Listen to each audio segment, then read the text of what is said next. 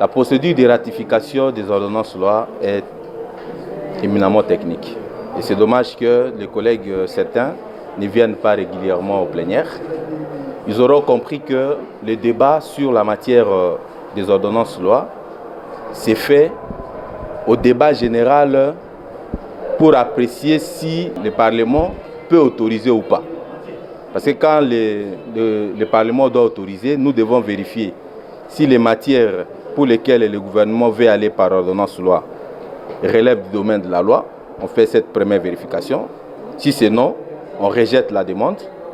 Et de deux, on vérifie si l'opportunité de laisser le gouvernement aller en urgence est justifiée pour que, comme ce sont souvent des questions éminemment techniques, mais qui demandent très peu de temps pour que la République se dote des réformes nécessaires pour se faire, on autorise le gouvernement d'y aller.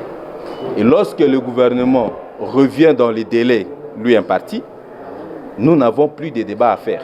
Donc on prend acte et à partir de cette ratification, les textes que le gouvernement a changent de nature. Parce que depuis notre autorisation, tout ce que le gouvernement a fait a valeur des actes administratifs. Donc si quelqu'un n'est pas d'accord avec, il va au Conseil d'État.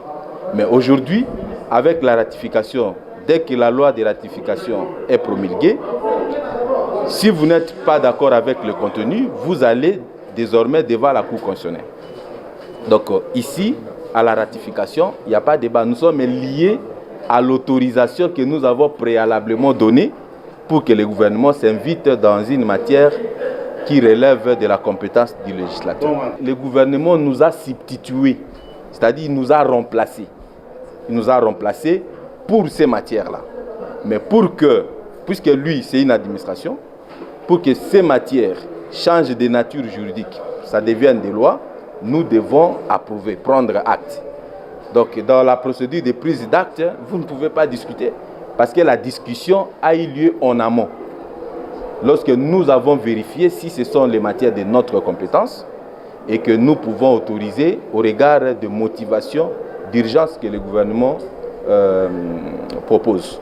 Alors maintenant, si le gouvernement, en ayant utilisé les textes et que dedans il y a des dysfonctionnements, il y a des problèmes de mélange des méli-mélo susceptibles de gêner le fonctionnement de l'État demain, n'importe quel député peut venir proposer des modifications par une proposition de loi, comme le gouvernement lui-même peut revenir par un projet de loi pour modifier ces ordonnances-là.